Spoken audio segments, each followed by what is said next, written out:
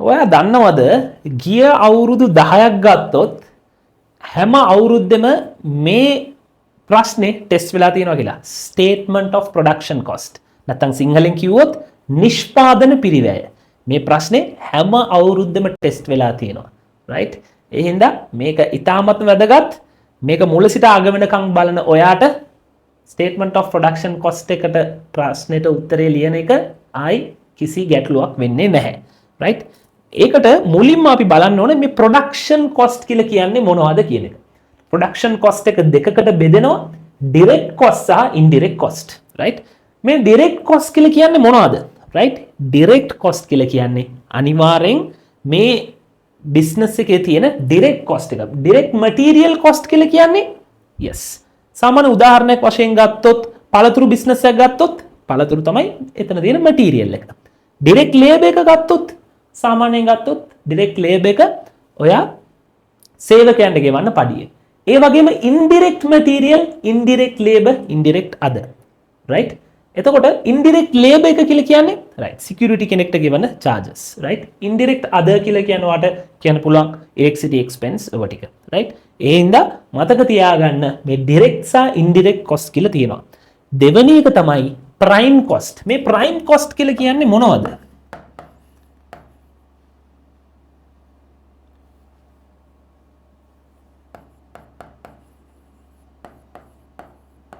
මේ prime cost කියලා කියන්නේ ඩිරෙක්ට් කොස්ට් එකට තමයි මේ ප්‍රයිම් කොස්ට් කියලා කියන්නේ. මේ තුනේ එකතුව තමයි ප්‍රයිම් කොස්ට් කියන එකට අපි ගන්න ඕන. රයිට්? ඊට පස්සේ තුන්වෙනි එක තමයි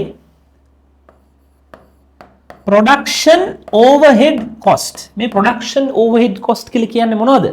ඔව්. Indirect cost. සම්පූර්ණ ඉන්ඩිරෙක්ට් කොස්ට් එකට තමයි අපි කියන්නේ මොනවද? ප්‍රොඩක්ෂන් ඕවර්හෙඩ් කොස්ට් කියන එක. රයිට්? ඒ හින්දා මතක තියාගන්න දැන් ප්‍රයිම් කොස්ට් කියලා කියන්නේ මොනවද සහ ප්‍රොඩක්ෂන් ඕවර්හෙඩ් කොස්ට් කියන්නේ මොනවද? රයිට්?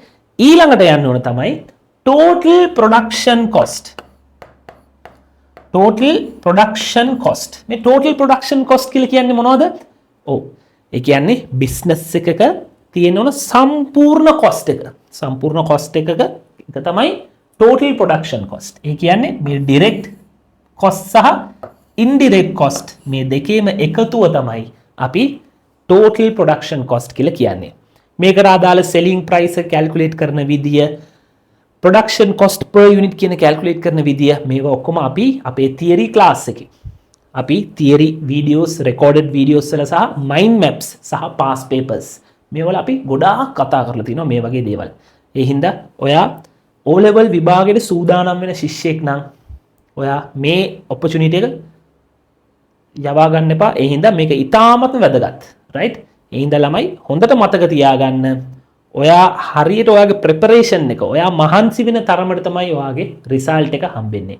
ඒ හින්දා commerce master අපි මේ වගේ හැම lesson එකකටම මේ වගේ chapter summary එකක් දීලා තියෙනවා.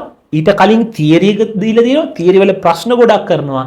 ඊට පස්සේ chapter summary නැත්තම් mind maps කියන එක දීලා තියෙනවා. ඊට පස්සේ අපි past papers ගිය අවුරුදු කිහිපෙම past papers හැම lesson එකකටම unit wise අපි දීලා තියෙනවා. ඒ හින්දා මේ chance එක opportunity එක miss කරගන්න එපා.